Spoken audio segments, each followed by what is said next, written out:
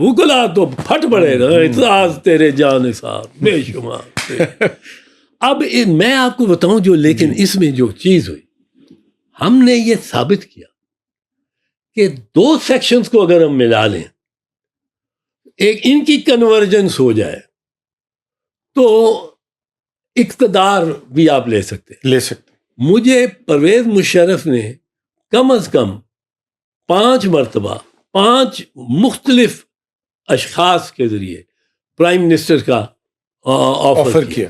جب میں M N اے تھا شروع میں، مارچ 2002 کے الیکشن کے بعد، مارچ 2007 میں ایم این اے تھا، دھرمپورہ والی جو. اچھا، اب اس میں مجھے اس نے کیا، میں وہ بھی ایک داستان جی. اچھا، اب مجھے میں نے جو کہا متکبر جج، تو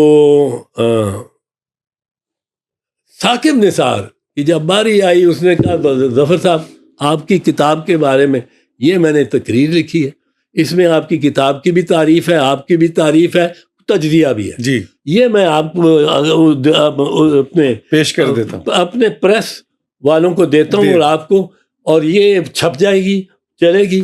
لیکن مجھے اطلاع صاحب نے کہہ دیا ہے کہ متکبر جج. میں بتانا چاہتا ہوں، جواب دوں گا، ہاں، کہ یہ متکبر نہیں ہوتا جج.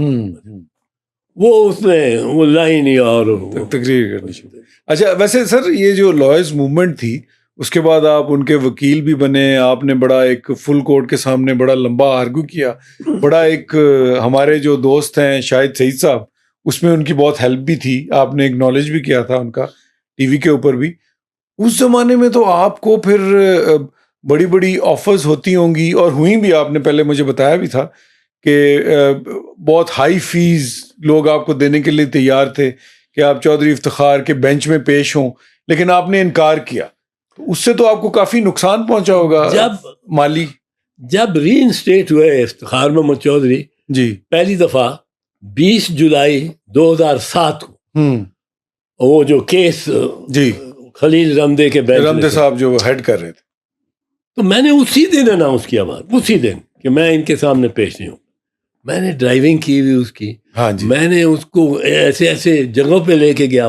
پھر میں نے وکالت کی ہوئی میرے کلائنٹ، تو میں نے کہا میں نہیں پیش ہوں، کیونکہ مجھے پریس نے پوچھا اب تو آپ کے وارے نیارے ہو جائیں، اب تو آپ کروڑوں میں فیس لیں گے. اس زمانے میں اچھا، میں آپ کو بتاؤں، اب میں نے تو اناؤنس کر دیا، کسی نے پڑھا میری اناؤنسمنٹ کہ وہ خبر لگی ہوئی تھی چھوٹی، اور میرے دفتر میں یہ 21 جولائی کی بات ہے، 20 جولائی کو ری انسٹیٹ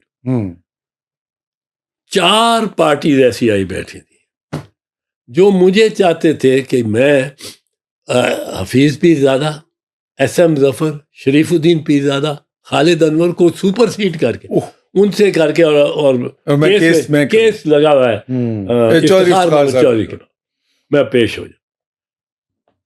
میرا اسلام آباد میں فرسٹ فلور پہ کمرہ ہے آفس کا، جی، نیچے لوگ ویٹنگ روم سا بھی ہے، جی.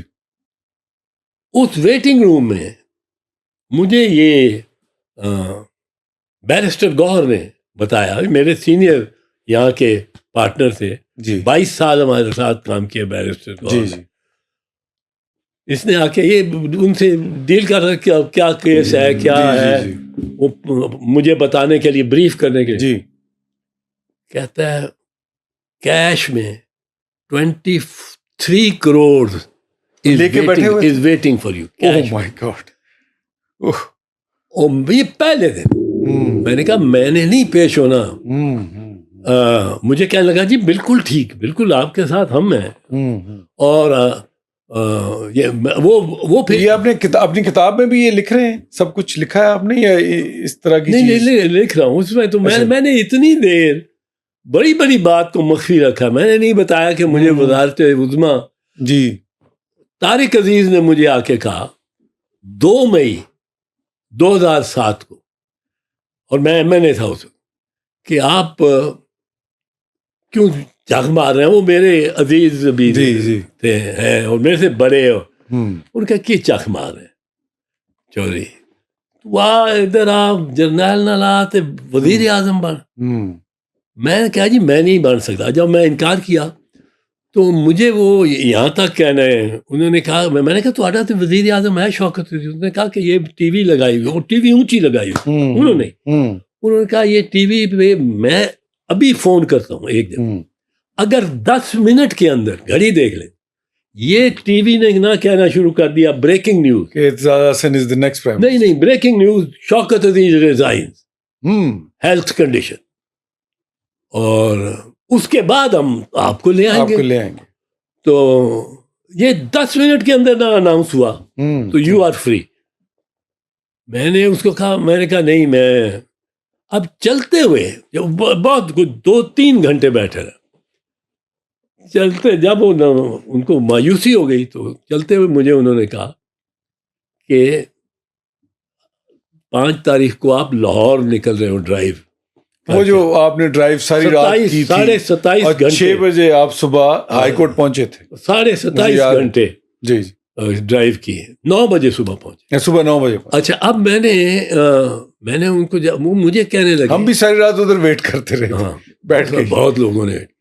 اب وہ ہمیں کہنے لگے کہ ہاتھ کندھے پہ رکھ کے ذرا سا 6 قدم ایک طرف لے جا کے گاڑی سے مجھے کہنے لگے ذرا دھیان کریا, یہ بڑے ڈیسپریٹ نے, اچھا کچھ ہو بھی سکتا ہے راستے میں, دھیان کریا.